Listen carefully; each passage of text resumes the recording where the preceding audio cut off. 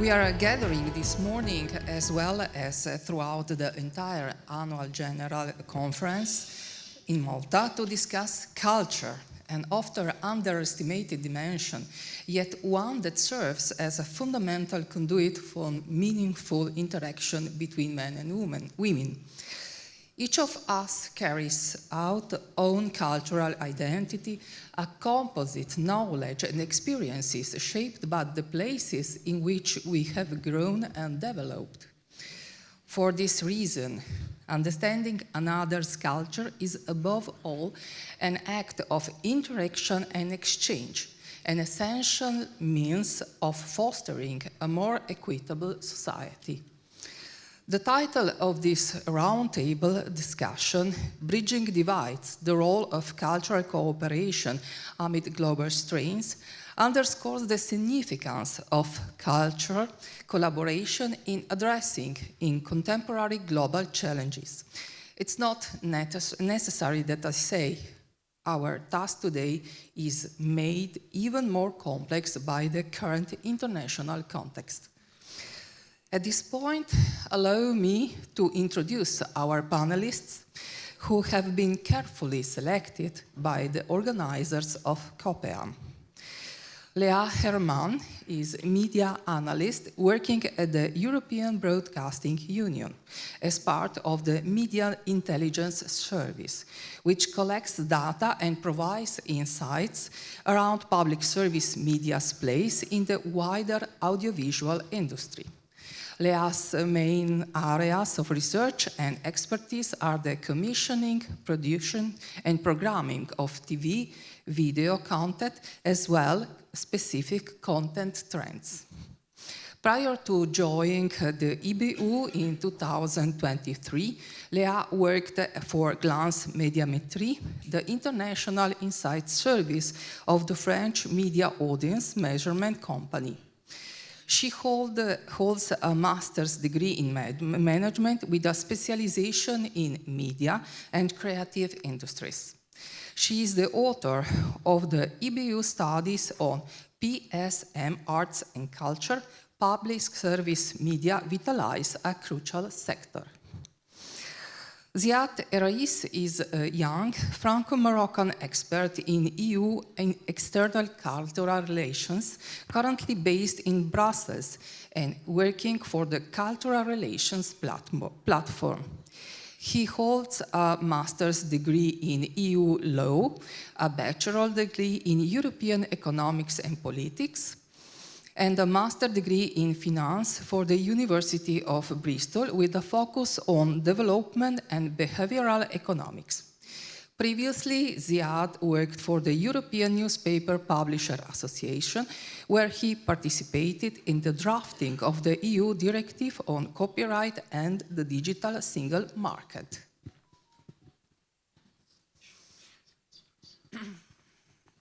As project officer of the Cultural Relations Platform, Ziad contributes to initiative aims to strengthening international cultural cooperation. Romina Delia, Head of International Cultural Relations, Arts Council Malta. For the past 10 years, she worked at ACM Strategy Department, focusing on the internationalization of Malta's arts and culture sectors. She has written the internationalization strategy of ACM, basing it on the EU strategy for international cultural relations. In 2017, she was a member of the chairing team of the Cultural Affairs Committee in Brussels when Malta was presiding the Council in EU. On behalf of ACM, she manages several founding programs devoted to the internationalization of the arts. She has commissioned and project-led 4 editions of Malta participation as the Venice Art Biennale and 2 editions of the London Design Biennale. Romina is Malta's focal point of several networks such AETM, the International Network for Contemporary Performing Arts, and UNIC, the network for the EU National Institutes of Culture, for which she has set up Malta's participation in unique cluster events worldwide. She worked in very close collaboration with Malta embassies and cultural institutes based around the world and has led Malta's participation in cultural events organized by unique cluster in New York, Ethiopia, Qatar, India, Vienna, London, Berlin, Brussels, Dublin. Dr. Delia has a PhD in museum studies and she has published her research in Routledge.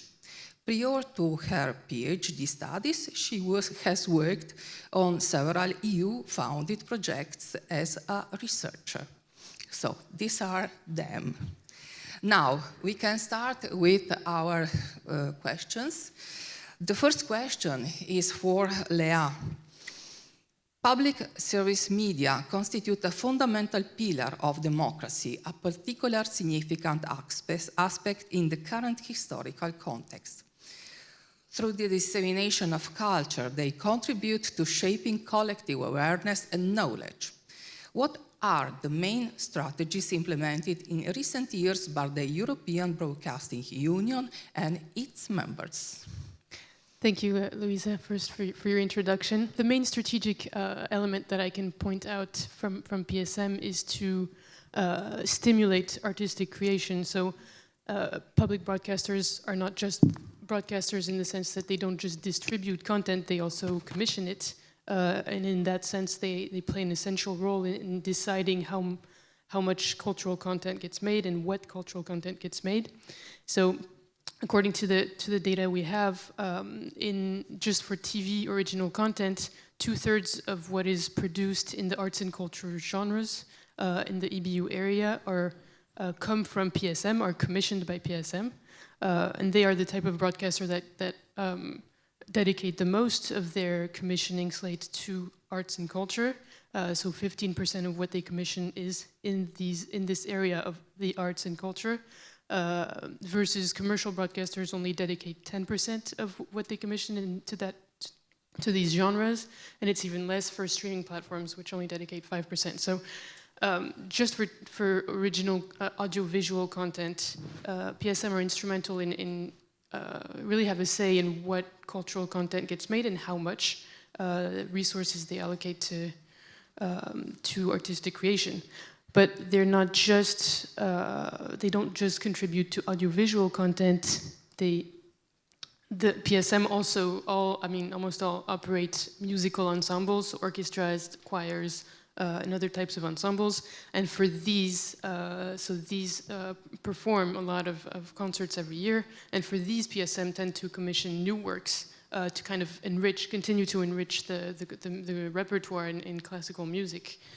So every year, a lot of new musical content gets made because of this impulse from PSM. Another kind of type of artistic creation that PSM can stimulate is film. So film is very much its own ecosystem, but broadcasters and public broadcasters have always had a significant role in film financing. So according to the European Audiovisual Observatory, just taking the small and medium-sized European markets, 50% of fiction films receive at least some funding from the public broadcaster. And in bigger markets such as France and Spain, for instance, as you can see, at least 1 in 4 films receive some funding from the public broadcasters. And these films often go on to really engage with international audiences in international festivals, for instance. So among the recent films, for instance, financed by France TV, there was Emilia Perez, which has been in numerous festivals and awards. One example as well, a bit more niche, that France TV supported was Everybody Loves Tuda, which was co-produced with a Moroccan producer and was Morocco's submission to the latest Oscars, and which was also at Cannes in 2024. Right Cinema funded For instance, Io Capitano in 2023, which was at the Berlin Festival. So just, I mean, there would be a lot of examples. But so film is also one of the types of artistic creations that PSM stimulate. And so once we have that content and these artistic works created, PSM obviously distribute them. And so they also play an essential role in deciding, making room for arts and culture on the air. So just in terms of linear TV channels, 17% of what PSM air on their channels is dedicated to arts and culture. And that's using both their generalist channels, but also actively having channels that are distinctly oriented towards arts and culture with a significant arts and culture programming. So for instance, some specialist channels like TRT EBA, Rai Cinque, La Dos in Spain. So just a lot of examples of cultural channels that really make room and provide visibility to cultural programming. On the radio, it's 50% of hours that are in some way cultural and artistic. So that counts music, which is obviously one of the main things on the radio. But even excluding music, a lot of PSM have stations that have a distinct cultural programming. So among the examples here are you can HR3 in Croatia, Antena 2 and in Portugal, and on a lot of others. And one last strategic aspect that I can highlight is the fact that PSM embrace all of the outlets at their disposal to engage audiences with arts and culture. So not just linear TV, but the new digital presence and even social media. So according to our data, the overwhelming majority of PSM have at least one social media brand that has a social media account, an active social media activity of a cultural brand or a cultural channel or station. And so it's really a matter of using all of the new media and outlets that they have, all of the ways to distribute the content to provide visibility to arts and culture. Thank you, Léa. Now the question for Ziad. Could you provide an overview of the key commitments in the European Union in the field of international cultural relations and cultural diplomacy, with a particular focus on its southern neighborhood? Yes, thank you first of all to the COPEAM for the invitation, and thank you, Luisa, for the question. I'm going to try to give as brief as an overview as I can of the EU cultural diplomacy frameworks and cultural relations. Was mentioned during your introduction that Romina here worked during the Malta presidency on several key components, and there's actually one strategic framework at the level of the European Union, which is the joint communication of 2016 actually, which has since then been the main strategy for the EU action when it comes to external cultural relations. So it was a big change at that time, and we are still operating under it, because the objectives that it stated actually are still relevant today. One is promoting intercultural dialogue and peace. The other one is supporting cultural heritage protection. It also encouraged at that time the sustainable and inclusive development through culture. And there's also one big focus on strengthening culture and creative industries. Next slide, please. Basically, since the cultural component, is a prerogative of the EU member states, it hasn't been updated since then. But in 2019, as you can see, there was European Union member states ministers of cultures gathered to approve on a new approach actually.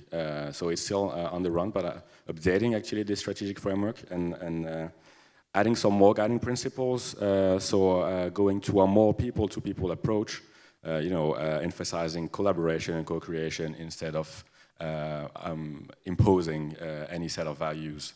Thank you.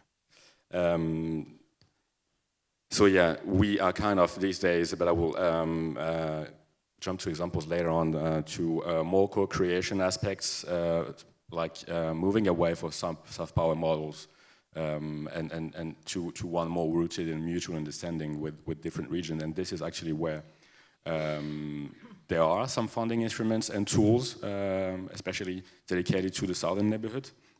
Those instruments actually are general. You have the Global Europe instrument, is the main EU instrument for global action. And it's really up to everyone, maybe also here, like as part of networks, to always push and advocate for more integration of media diversity and culture components and support to the culture and creative industries within those multi-annual frameworks. The Creative Europe program also is open to non-EU countries. One of them in the region is Tunisia. They've been partnering in the Creative Europe program after years and years of negotiation. Sadly, they are not part of the media component of Creative Europe, but still there is some funding for a bilateral relationship with Tunisia and the EU when it comes to cultural activities. Next slide, please. Oh, I can change myself. Great. So I was saying the main areas of engagements are intercultural dialogue, empowering the youth, cultural heritage protection, support to the CCS. There are some instruments and funding, and then it's up to a bunch of stakeholders actually to implement those in concrete terms and implement cultural activities and push for those policies. So there's the Cultural Relations Platform, and I'm part of it. There's UNIC, so the EU National Cultural Institutes for Culture. They are based all over with the UNIC clusters where EU national cultural institutes come together as a cluster abroad to work together for cultural activities that are locally rooted. The UNESCO also obviously is a trusted partner of the EU when it comes to cultural heritage protection in countries at risk or in countries in conflict or post-conflict recovery. And one of the most important, actually, that we often disregard is the network of EU delegations worldwide. There's basically 144 EU delegations everywhere. They act as the EU embassies, and they have, not all of them, but they have cultural representations. They have cultural attaches, they have cooperation sections, and development units, and they also have their own funding, actually, to implement and to collaborate with local partners, so with UNIC clusters and also with the local partners. So they have the rights to do so, and they are the one basically like dealing with the external action of the EU when it comes to the cultural relations on the ground. And we, as part of the Cultural Relations Platform, are also advising them when it comes to implementing those activities. Maybe a couple of initiatives that I can mention in the region that are worth noting. So basically within the Global Europe and Neighborhood and Creative Europe funding instrument, there's always, every 3 or 4 years or so, regional programs. Obviously it comes with flows for the Southern Neighborhood because one size doesn't fit all. It's basically from Morocco to Syria, and then the program has to be split between everyone. But it provides with mobility, exchange program, residencies in the media, in the culture and creative sectors. There's still ongoing right now a program called All Around Culture, led by multiple cultural organizations. There's Saphir, focused on youth civic engagements. So basically every 3 or 4 years or so, there's a new batch of regional programs dedicated only for the cultural and creative sectors of the region. It's not something that will there's not something set in stone. It again requires organizations and MPs, local ones, to lobby again and again for those programs to be enhanced, to be more structured, to give more opportunities, and to be self-sustained in a way in the near future. Not only about giving funding every time, but basically in a mutual co-creation spirit, I'd say. Yeah, just to finish also this point, because this also is rather new.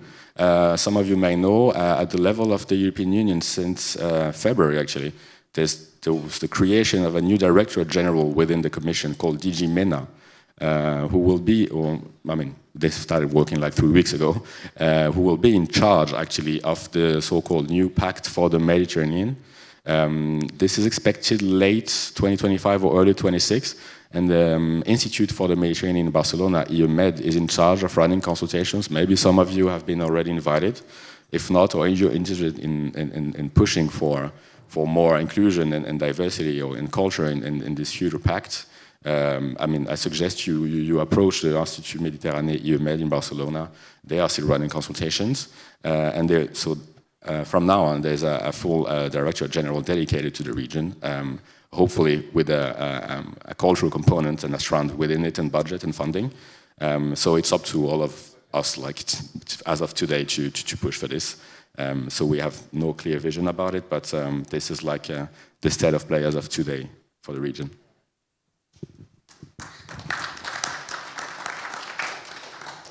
Thank you, Ziad. Now, the question for Romina. What is the approach of Arts Council Malta to cultural relations? How does it engage citizens, artists, civil society, and cultural institutions? Thank you, and good morning, everyone. Can I please have my presentation on? Well, basically, when I first joined Arts Council Malta, which has been already 10 years ago, in fact, we have our 10th year anniversary this year as Arts Council Malta. Time flies when you're busy. The first task that was given to me and my team, I was in the strategy team, was to set up our first ever strategy for internationalization of the arts in Malta. Like I said, that was 10 years ago. We have come a long way from that time, but we still have a long way to go, especially when it comes to working with our neighbors in the Mediterranean, for example. So we started this journey by conducting research with artists in Malta and with several other arts councils around the world, and with international cultural networks, which we became members of along the years. As I believe that if you want to go international, you need to set up your network well. You know, you need to make friends, you need to collaborate, and that's, I think, the way forward. Based on this research, we then set up our funding programs. As Arts Council, we have a lot of competitive schemes and funds for Maltese artists and artists based in Malta to internationalize their works. We send Maltese artists around the world to showcase their films at film festivals, visual artists to artist residencies. They spend weeks in a different country meeting other artists and local citizens there. We send them to exhibitions, art fairs, musicians and dancers to tour their works in festivals, for example, and also authors and poets to book fairs and literature nights and whatnot. About 10 years ago, I'm gonna try to put this on. Yeah. About 10 years ago, we also kicked off Malta's participation in major international art biennales. In 2017, we set up Malta's first ever national pavilion at the Venice Art Biennale. About 700,000 people attend, and over 6,000 press attend Press Week. So our Maltese artists got a lot of exposure. What I'm showing in this visual here is an artifact from our archaeological sites. So when we set up these installations at the biennales, they're very multidisciplinary. So we'd have sometimes even archaeological artifacts on show, but also contemporary artworks. So visual art, installations, music, projections, movies. So it's very, very multidisciplinary. And we really encourage that artists from different genres work together. So we're really about having people working together. That's our aim, to build trust and understanding between us. What we have done as well, I don't know if I can change the next slide. As you can see, this is photography as well on the slide. So we really attract different genres, as I was saying. But what we also do is, I really can't use this. Yeah, I'll leave it here maybe. What we really try to do is to, for the sake of international cultural relations, we have issued in our guidelines when we issue these competitions that to represent Malta, we didn't want only Maltese to work together. So we issued in the guidelines that our teams need to be made up of different nationalities. So for example, in 2017, this is part of the installation, in fact, at the Venice Art Biennale in 2017, we had a German curator from Berlin working with a Maltese curator from Malta, professor from university. And they chose artists either based in Malta or Maltese based outside of Malta. So for example, we had as one of the artists exhibiting, it was a Maltese artist, he's quite well known, called Joe Sacco, based in the US, in New York, who's a very famous cartoonist. So we always try to have these multidisciplinary, multinationality teams working together for about a year. And you'll have musicians, visual artists, people showing audiovisuals, they're working together, coming from different countries. It's a challenge, it's a bit of a roller coaster ride, you know, because you're really coming from different nationalities, but we always manage to make it happen. And I think these biennales, participating in these massive art events, they're really among the biggest and largest events for the contemporary arts world.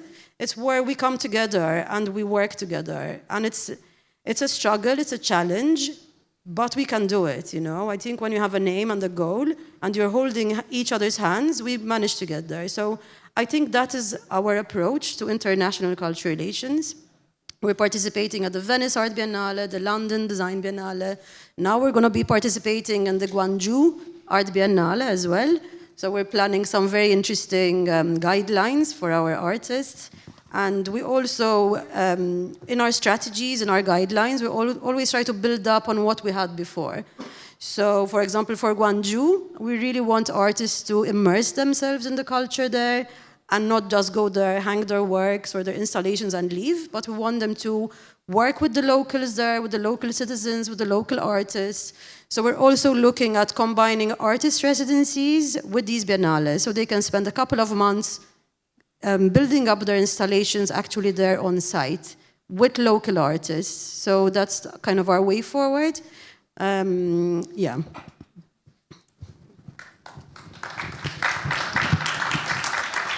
Thank you, very interesting.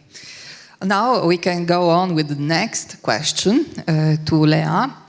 How can public service media foster unity by portraying cultural diversity? Could you provide some examples of existing programs and proposed initiatives? Thank you. I'll take my presentation again, please.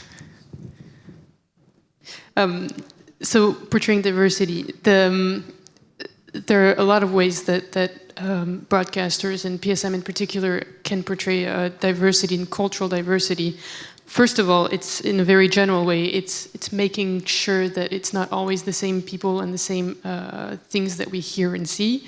So just showing a few figures on music on the radio, particularly.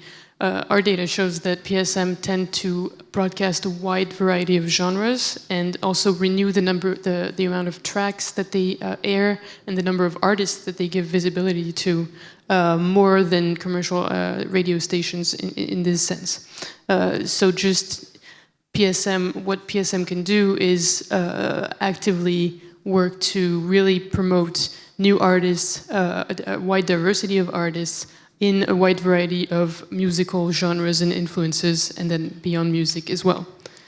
Beyond music, one thing that they can actively work to do is also promote and give visibility to all of the different arts and artistic expressions that exist. So not just giving visibility to film and TV and music, which are the closest to broadcasting and lend themselves the best to broadcasting and the audiovisual, but also finding ways to talk about and give visibility to and show all of the arts, from theater to literature to the visual arts, museums, even fashion and cooking and whatnot. So it's just a matter of giving visibility to all of these different arts, which helps to notably inspire audiences to maybe go out and do it in the real world, or connect with people who perform these kinds of arts. And inversely, showing different types of arts and artistic expressions also helps to expose audiences to things that they don't know, to things that are different from them. And so this is perhaps the most powerful aspect of promoting diversity, and the one where PSM can work the best is exposing audiences to genres that they don't know, that maybe seems foreign to them. So I've got one example from NPO of a program that showcased spoken word poetry, which, you know, some people find very foreign to them. So it's really helping people be exposed and see the human side of what inspires people to have one particular artistic expression. And then beyond using artistic expression, music and the arts, it's also showing different cultures as well, different cultural influences, all linked with the arts and with culture, but showing,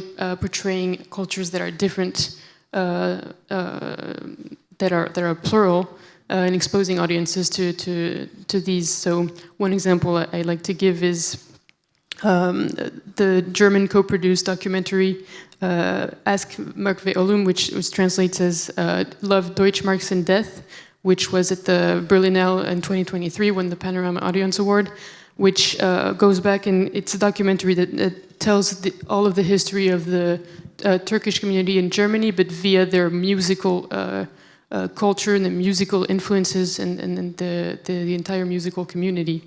And so, yeah, this is the kind of documentary that helps to expose audiences to something that they don't know, but use the musical, the universal aspect of art and culture to kind of foster empathy and understanding between people, because being touched by art and culture is something that we all can share. So, yep, that's it. Thank you, Léa. Now, Ziad, next question for you.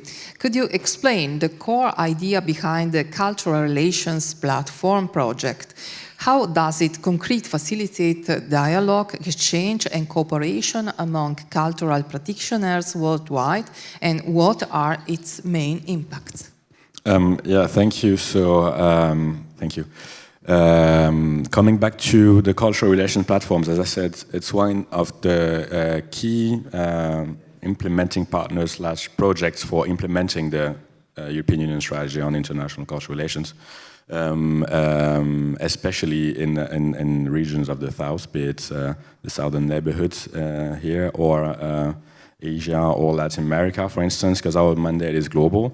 So to come back to your question about what was the core idea behind it? It was at a time where the EU needed a concerted approach for enabling, actually, them to operate externally with the use of culture. And it came from a member of the European Parliament like 15 years ago or so, who drafted a report. And she basically encouraged the European Union institutions, so the EU Council and the Commission, to put together a platform. It was launched in 2016 after the strategy. It used to be called Cultural Diplomacy Platform and shifted in 2020 to Cultural Relations Platform. So again, a change in words that also means a lot when we see where we come from, and also about like this people-to-people approach and the new shift in approach that the EU is taking is also reflected actually in the name of our platform. So basically we focus on strengthening the EU delegations' capacities in cultural engagement. So we provide them with tailored support to design and implement cultural strategies and cultural diplomacy strategies. So we encourage them to, we identify also, so we map the local cultural actors. So in order for the EU action abroad to be more effective, and not only an EU delegation being there as a diplomatic force or a development driver providing funding. We do a lot of capacity building, and this is like something that we do through our Global Cultural Relations Program, where basically we invite 40 so-called cultural leaders every year in a different location to gather and to talk about like the most pressing issues that they have in their own countries, and to encourage them also to share the best practices. It's a format that we have been developing since the beginning, and now basically we even came to an understanding that we don't even need any program. Basically there's no schedule. It's just those people, they come together, they brainstorm, and they talk, and then they bring this to their governments, to their local NGOs, to their cultural institutes. and for research and policy guidance. So they are also here to network. This is also something that we do, not only for the EU delegation, but also for the Directors General at the level of the Commission in Brussels. So we provide research, we produce actually research reports, country mappings, and case study to inform EU policymakers whenever there's, as I said before, a new programming period coming, or a new regional program to put in place. And so this also falls within different clusters that we have here. Before that, we facilitate cross-cultural dialogue and creation and co-creation with local operators, and doing those consultations every single time, trying to go beyond the usual suspects and to find out actually like which are the main activities and main pressing issues out there. And last but not least, we are also engaged into visibility action when it comes to cultural diplomacy and public diplomacy, and supporting the EU and promoting its prizes, such as the European Prize for Literature, also the World Expo Pavilion, for example. Some of my colleagues are there in Osaka right now they are in charge of the cultural program of the World Expo with different member states, with different DGs at the level of the Commission, with different input from participants in our program, also renowned artists who are there. So it's always like we try to basically bridge every single gap, and then be it for visibility actions like purely public diplomacy or capacity building, we're trying to bring also those, trying to enhance the different opportunities that we've had. Few maybe examples, can I have thank you. About like the countries we are operating in. So as I said, our mandate is global. But as for the region, you can see Morocco, Algeria there. Also, we have worked with Lebanon, Jordan, and Palestine also 3 years ago. But just to give you an idea of the type of activities in the region, for example, in Algeria, it was helping the EU delegation in Algeria to develop a cultural relations strategy with regards to the Algerian government. So it was about like knowing about how to enhance the understanding on the staff there, and also how to be involved in at governmental level with a clear public diplomacy and cultural relations strategy. In Lebanon, we have provided an expertise on as part of an emergency response to following the Beirut explosion, actually. So, and this actually study in Lebanon led to a bilateral €2 million emergency fund to support cultural activities purely in Lebanon, like 2 years after that. So it's always with a purpose, it's always with a follow-up, and we try as hard as we can to push for a bilateral program to be put in place, or at least for the stakeholders locally to basically self-sustain the activity. But I guess I'll stop there for now. I'm going to show you maybe some examples after that. Thank you, Ziad. The question for Romina. What are ACM's main international collaborations and networks? Could you present relevant initiatives within the framework of the European Union National Institutes of Culture, UNIC, and other international cultural networks such as the International Network for Contemporary Performing Arts and the International Federation of Arts Council and Culture Agencies? Thank you. Well, Malta is a small island, like you have seen. So, I mean, to work internationally, we really need to work with our international partners. And I want to focus on mainly two. One of them is IETM, which is the International Contemporary Performing Arts Network. We have been members for over 10 years now as well. And I want to mention a specific project we have worked on in the past few years, which I think was very interesting. We basically managed to get EU funding to set up a project in Palestine, actually. And it was a multi-annual project, and we worked with the IETM, International Network for Contemporary Performing Arts. And we went to Palestine, we saw a lot of their performances, we took up a lot of our performers. So there was a really beautiful exchange between us and Palestine. And we really learned each other's stories, which is, I think, so important in today's age. Sometimes we see things on TV and we think we know what's happening, but actually speaking to people from there, and especially going there when we could go there, that was something different, because then you really get to know the struggles, the stories, and it was a really beautiful project, which is the EU funded, and we had several partners, so it was so nice to actually get to know the culture there more, and them getting to know us, you know. So that was IETM, the International Network for Contemporary Performing Arts, which is a brilliant platform. They have plenaries every year. They where about 200-300 performing artists meet up, they gather and they network. They also have different initiatives, like for example, they set up, this was called like a caravan. In fact, we did it in Palestine as well, where we went around different performing arts groups, like in Ramallah and in Bethlehem, and we got to know what they're doing and what they're performing. So it was quite nice, and we do it in different countries, actually. Like that, we go there and we get to know each other, which is fantastic. Another network which I love working with is UNIC, the European Union National Institutes of Culture.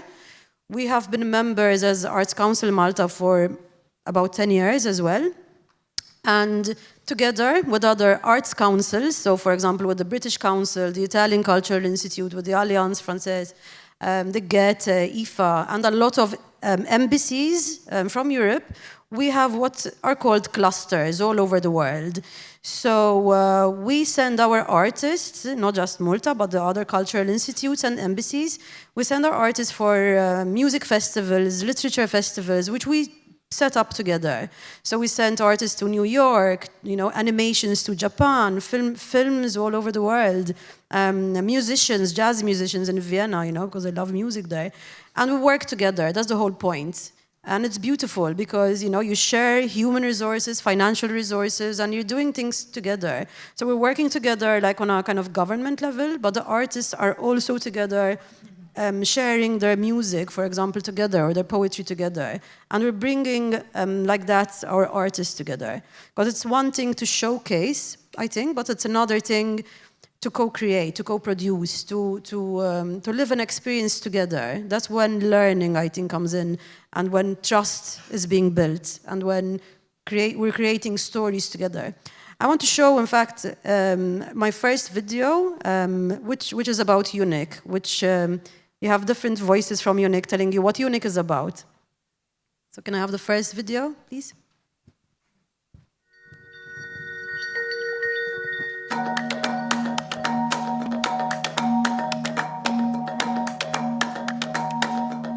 To work together inclusively, to exchange, to dialogue with each other on eye level. These are really the key words for our day and age and for UNIC.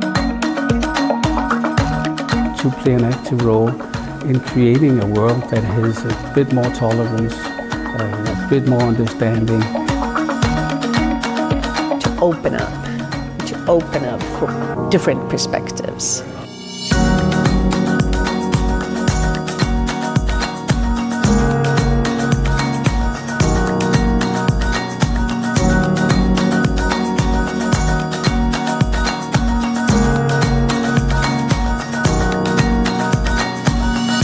By sharing culture, we come to know each other much better.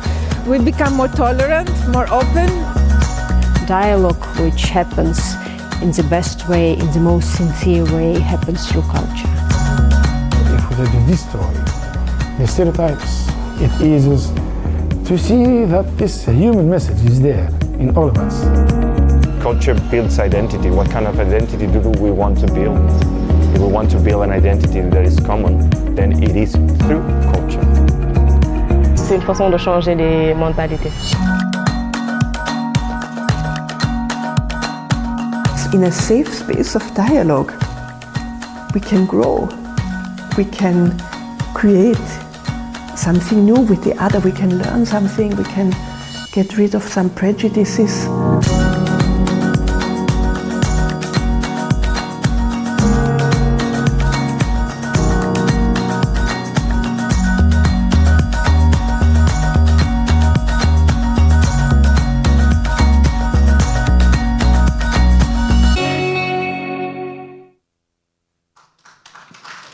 Thank you. Thank you for this really interesting, inspiring video. Now I have the question for Léa about the future perspectives. How can PSM promote the arts by collaborating with other cultural organizations, developing live cultural experiences that can lead to a permanent cultural cooperation? Thank you. So there are a lot of ways that PSM can collaborate between themselves and different types of cultural institutions. Thank you. Oh, can I have the... Thank you. So the first way is for PSM to collaborate between themselves. So this is where we, the EBU, and then organizations like COPEAM come into play. At the EBU, our flagship way of helping PSM to promote diversity through culture is Eurovision, the Eurovision Song Contest. It's kind of the most symbolic of our events that allows. It's a co-production between all of the public broadcasters, our members, and really promotes cultural diversity and different musical genres and influences. And it's an event that has a really wide reach. Last year's edition reached 163 million people all over the world. 17 different languages were represented.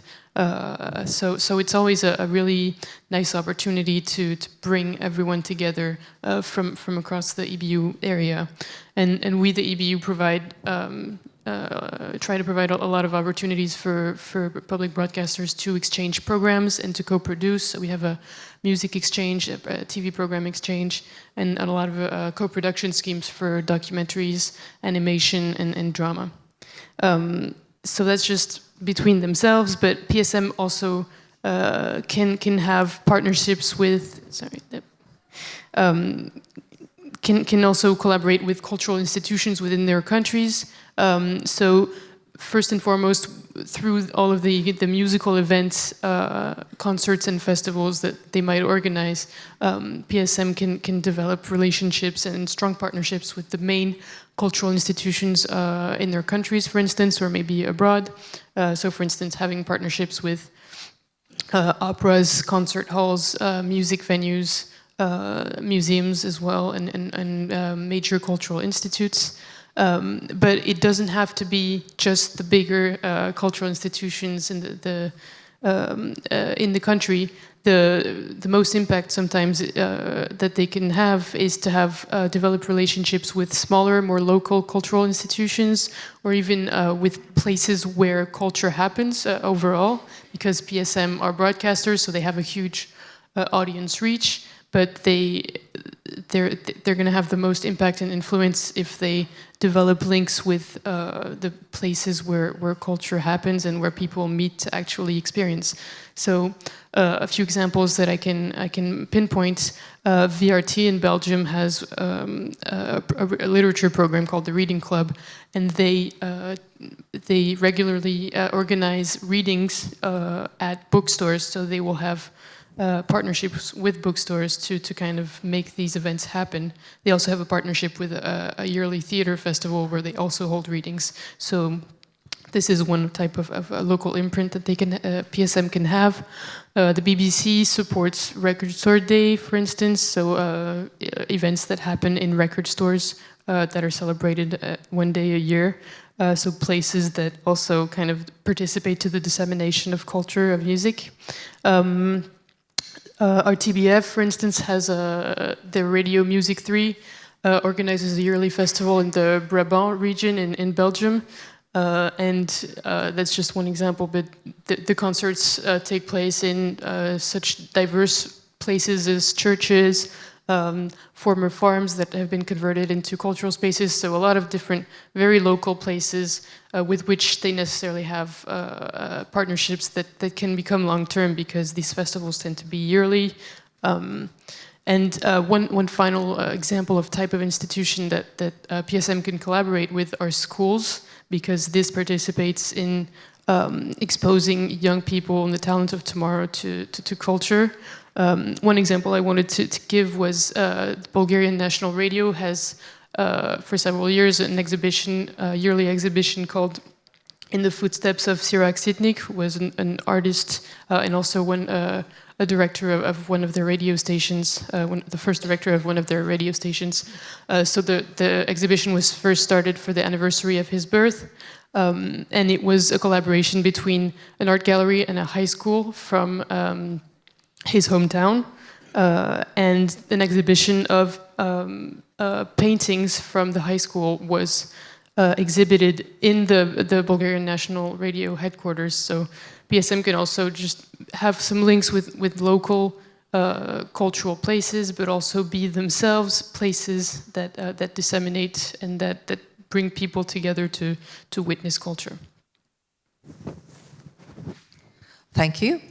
The question for Ziad, what are the best practices and successful initiatives currently in place in the field of audiovisual creative industries? Thank you. I'll start by one of our, so at the level of the cultural relations platform, most telling examples maybe for the region. Can I have the presentation, please? So we basically supported, it was 4 years ago, an activity with the European Union delegation in Morocco, actually. And we did support first a local mapping for the delegation. They basically wanted to know more about who are the main stakeholders there. So we basically helped them to facilitate a collaboration between them to identify grassroots organizations and enhance the network opportunities. It then became a full study, in order to find some avenues to do an intervention in the cultural sectors. And in the end, it became, in that framework, it came that we basically facilitated the creation of a network of art houses, Cinema Erraiss in Morocco. So the aim was to promote independent film. And so the initiative was basically addressing the dominance of mainstream commercial films in Morocco and the cinema venues actually that are centralized and are privately owned. And all of this came from this feasibility study actually, where one of the recommendations was access to independent cinema venues that used to be there, out there in Morocco, and all of a sudden stopped to exist. And so we did involve a lot of cinema stakeholders with consultations and dialogue between the public institutions and those independent actors, and with the help also of public radio stations in Morocco and the help of the press. We have managed to spread the word also for people to actually start accessing those movies and going to those movies. Locally owned network of Cinema d'Erraiss, which for us was a way of fostering sustainable and local networks and independence. So if you appear to know about it or you've been there, the key cinema venues with whom we have worked so that they were able to develop this independent network are Cinéma Rif in Tanger, Cinéma Renaissance in Rabat, and Cinéma Colisée in Marrakech. And they were actually the one helping us contribute to the revival, actually, of the Moroccan independent cinema industry. So this is again a way to show how we design programs or studies that in the end promote independent cultural and creative sectors and engage with local audiences. So that's one of the most telling examples, I'd say. The other one, and I will show it to you through a video in a bit, is a project a new-funded project again, that the Goethe Institute Brussels, and we are part of it actually with the Cultural Relations Platform, was developing 4 years ago and is still running. It's called the Harakat Project. It's a cultural collaboration project, actually. It's one of the only cultural collaboration projects between the European Union and the Arab world, and it focuses on the southern Mediterranean region. And the component actually one of the components of this program is the media, and it's aimed basically at young media professionals from the region here. And there was a residency where they did focus on journalism, digital media, and storytelling. So basically, participants were engaging in workshops in Brussels in the Center of Fine Arts, sharing their own experiences about their values, their ethics, and also new innovative practices. So I'm going to show you a quick video too, so that you can see actually how a residency looks like in the type of projects that we are running and also EU-funded projects run. Next slide, I guess the video is on it. Thank you.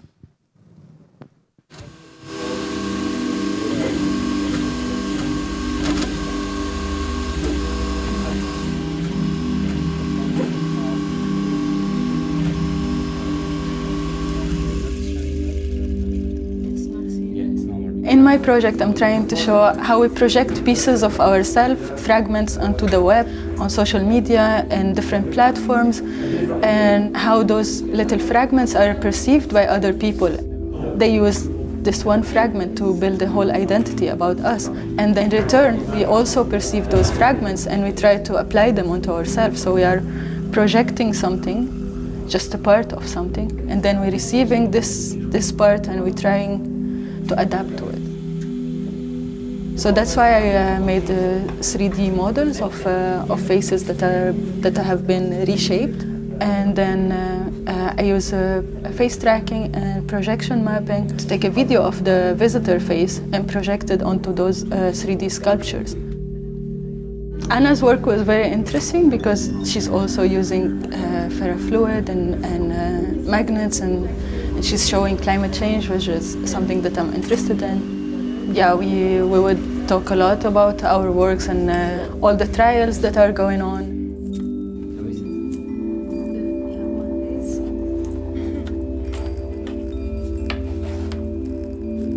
The 2 weeks were very intense, but it was very, very good to have the space to experiment. My work is very speculative, so to have these 2 weeks just to try different things, different techniques. Also the collaboration with Sally was very, very important to me. The project that I submitted for Halakat had to do with climate migrations and how migratory displacement will be something that will happen, it's bound to happen. And I would like to represent that on a map using ferrofluid and electromagnet forces, which are a force of the universe and also a force that drives our digital technology. The bottle is full of acetone? No, it's just water, just plain water, yeah.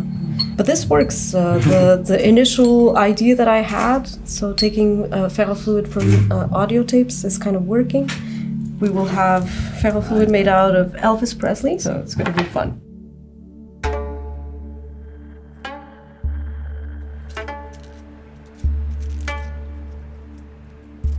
So when I got the good news that I was selected for the project, I was very excited, but then I also had to acknowledge to myself my very little knowledge of the cultural links and exchange between Europe and the Arab world.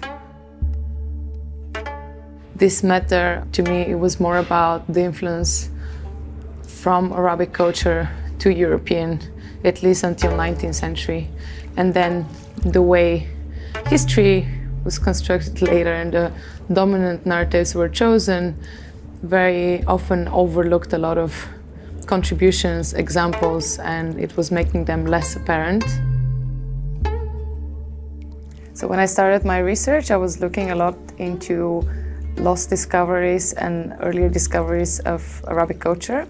And one of the things I was very much fascinated with was the invention of algebra and the algorithm, for the reason that is really fundamental for technological advancements and our contemporary culture.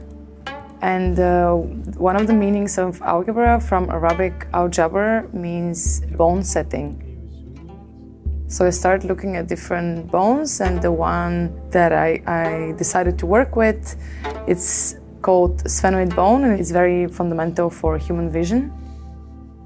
And then within my process, I arrived looking at Dune, the 2021 film. To a very big extent is influenced of Islam and Arabic culture and language. But it seemed that there was a certain cultural misrepresentation, or not enough representation.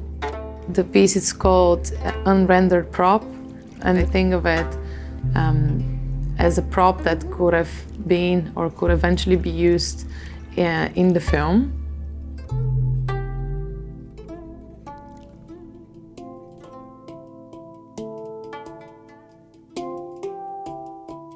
It was a very frustrating incident, but I think I came up with something out of it.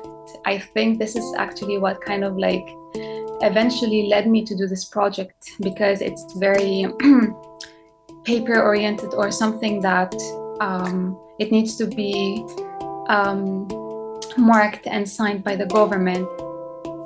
So the project I've worked on, it's called Right-Handed World, and I'm focusing on creating a speculative manifesto, and this one is the number 1. It's about the inheritance law in Egypt. It speaks or talks about that men inherit twice the share of women if they were equally related. Although women in Egypt contribute financially equally and many are even the breadwinner for the family, certain laws still seem to be fixated on certain ideologies without any signs of amendment. The installation took the embodiment of a scale, in which I believe it is a representation of law. In Fab Lab, I had the opportunity to 3D print hands and coins. And once you enter into the installation, you will find a stand that explains what you are voting for if you're choosing the left, and of course, if you're choosing the right. And depending on your gender in the situation, for example, if you're a man, you'll find that your coin is double the size of a woman's coin, because it kind of like represents the power behind a man's vote, for example.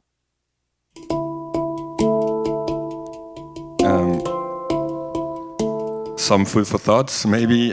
So it was just like a concrete example of how basically EU and Southern Neighborhood cultural collaborations are put in place, and how they are basically implemented.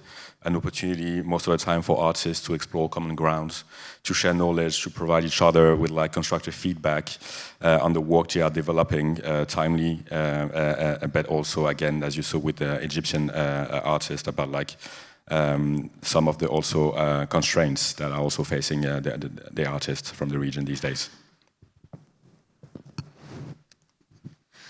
Thank you. And now we have to go to the next question. Question to Romina. How can culture serve as a pillar of sustainable development? Could you outline the ACM strategy 2025 and, if valuable, provide insights into the vision for 2026? Thank you. So when we are building our strategies, we kind of build up on our previous ones. So we started. We had one 2015 to 2020, so we would do it like every 5 years. So then now we're in the second strategy, which very much focuses on the sustainable development goals. And from this year, we're planning the next strategy. So that will be 2026, 2030. So the current strategy, like I said, which focuses on the sustainable development goals, also on the cultural rights of the artists. What we really kind of do to help artists implement these goals in their projects is that we include them in the guidelines. We include them as a team, that they need to choose any of the sustainable development goals and implement their projects based on these goals. Of course, they're very broad, sustainable development goals, but it really gets artists aware of these goals, and once they're implementing these projects, they're actually creating even further awareness of these goals through their art. So if they take their projects up to the Venice Biennale, then they have an audience of at least 700,000 people who are kind of being even made more aware of what they're trying to say. And I wanted to mention like one example specifically. For example, in 2022, Arts Council Malta commissioned the Malta Pavilion at the time, called Diplomazia Astuta. at the Venice Art Biennale, which was based on the Sustainable Development Goals, specifically number 16, focusing on justice.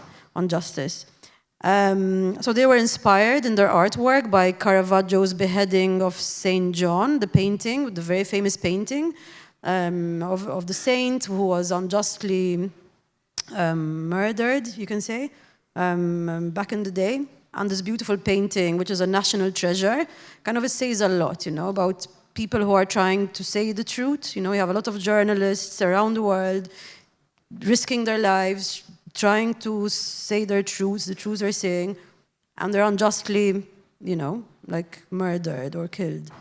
So they combined this painting, they fused the painting of Saint John the Baptist by Caravaggio with what is happening today, like all the wars, the killing of innocent people. And what was very interesting about their installation, you'd have to experience it live. I will show you a little video, in fact, to give you a bit of an idea of what this installation looked like. It was pretty much raining fire. I had never seen anything like it. It was beautiful. Like, you go into the pavilion, it's pitch black, so they use the idea of the chiaroscuro, light and dark, which is very much the Baroque way of painting. Caravaggio used to paint that way. So you go into this kind of temple, it's dark, but then it's like tears of blood, or, metaphorically, but it was fire. So they had induction machines. It was a big installation. They had a lot of engineers working on it, and architects. And you go in, and there's this like meditative space where it's raining fire. And what was also beautiful about this, like I was mentioning before, is that it was the Malta Pavilion, but it was an international collaboration, because that's how we issued it in our guidelines, in our call. So we had a Maltese art historian who's an expert on Caravaggio, Professor Kichiberas, who was one of the curators. He's an expert on the Baroque and Caravaggio. We had a curator from New York, specializing in contemporary art, Jeffrey Uslip. Then we had an Italian artist called Arcangelo Sassolino, who created this installation, along with a lot of very talented engineers and architects. And we also had Brian Schembri, a Maltese well-known composer based in Paris, who did the sound. And we also had his brother Giuseppe, who's a well-known theorician based in Malta. He's a professor as well. So it was a beautiful collaboration, having multi-layers of meaning. It was very, very interesting. And also, because it used a lot of steel, 7 months of steel at very high heat, they also made sure that they look at the Sustainable Development Goals, the sustainability, the environmental impacts of this installation. So it was also one of the first certified carbon-neutral art installations on display at the Venice Art Biennale, and it was very much noticed by the international press. We had a conference about it in Venice, and it went really well. I want to show you a little video where you have the curators talking, and you can see what it looked like, this installation which rained fire, which is speaking about justice or injustices, really. So if I can have the second video, please.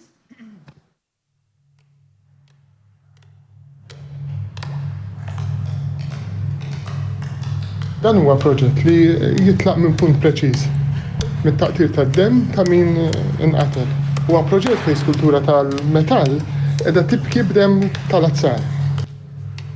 For the last 5 years, I was questioning whether or not art mattered, and how it mattered, and if it mattered, and what the agency of art was.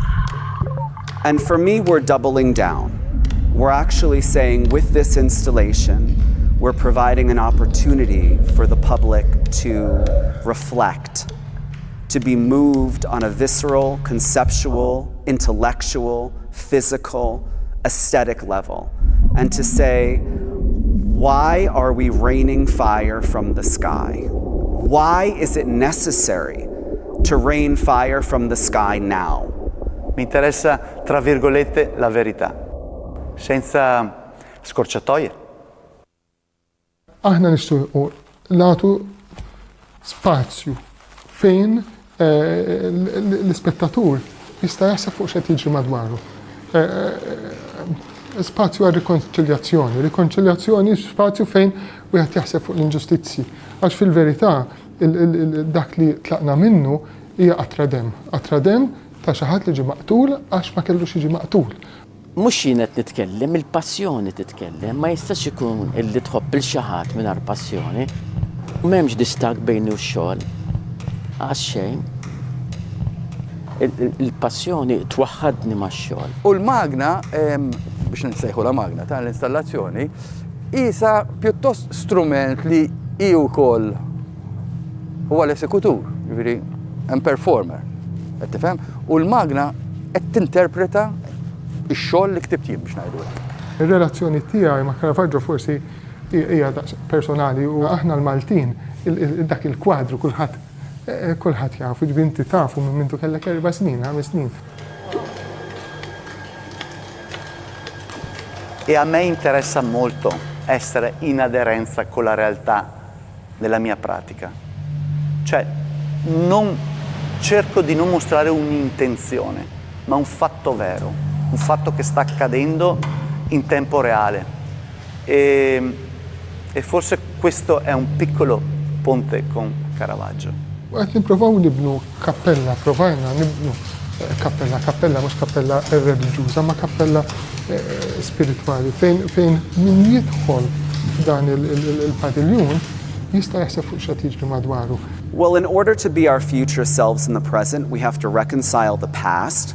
We have to own up to the past. We can't sweep the past under the rug as if it didn't happen. We can't create a revisionist past. Look at the truth. And from that point, when you understand the truth of the past, you can create the future we want to be in. Per me fare arte è un tentativo di riconciliare l'esistenza di esistere con il resto della realtà. E perciò mostro un'azione viva, un possibile fallimento, una caducità che è intrinseca all'essere. Parlo di l'abilità, di qualcosa che viene perduto per sempre. È un lutto costante quello che succede ai miei materiali ed è un modo di sentirmi molto vivo e apprezzare molto il fatto di esistere in questo breve frangente che ci è dato.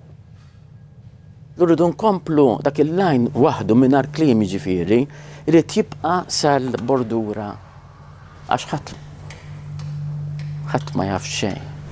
Kollox jispiċċa fix-xejn.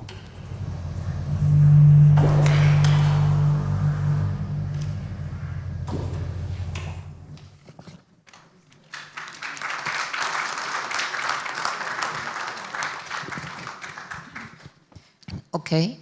I have time for the last question, or we can go to the question of the... Yes. There is somebody of you that have some question for our guests?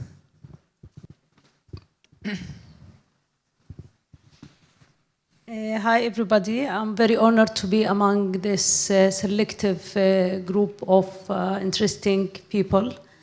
It's not a question, it's maybe will be an added value for what you have talked about. It's Palestinian experience on the co-production, lately known as No Other Land film.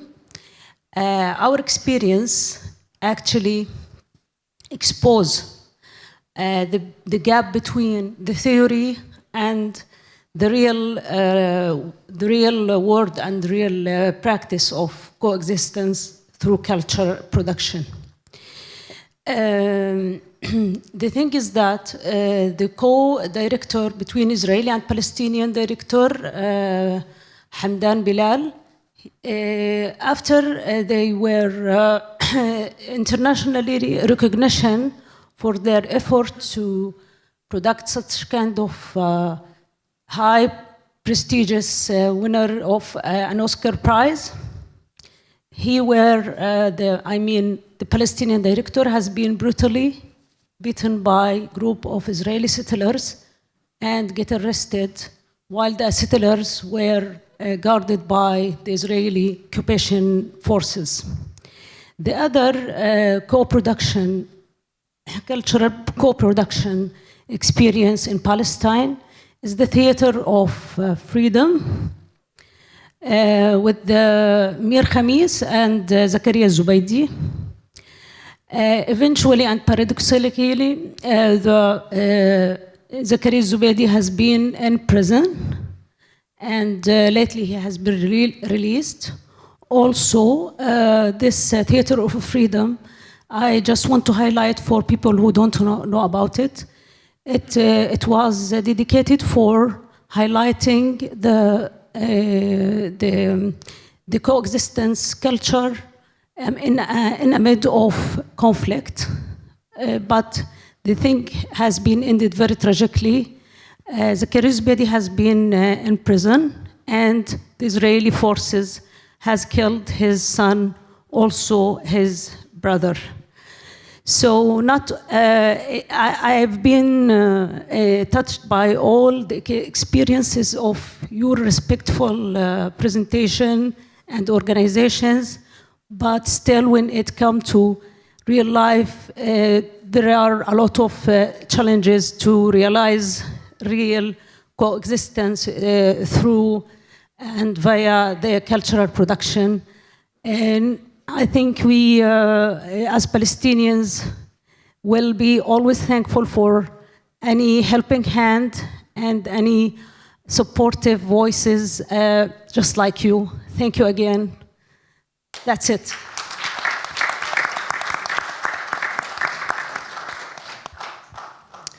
Some other questions?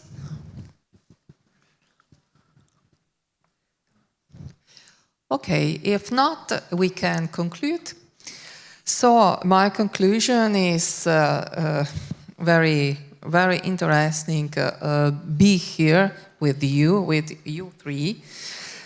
I extend my sincere gratitude to everyone for this insightful discussion. My deepest thanks go in particular to Léa, Ziad, and Romina for sharing their experiences and perspectives. I also wish to express my appreciation to the COPEAM for selecting a theme this year that was by no means predictable, yet one that is especially close to my heart, the culture. Thank you.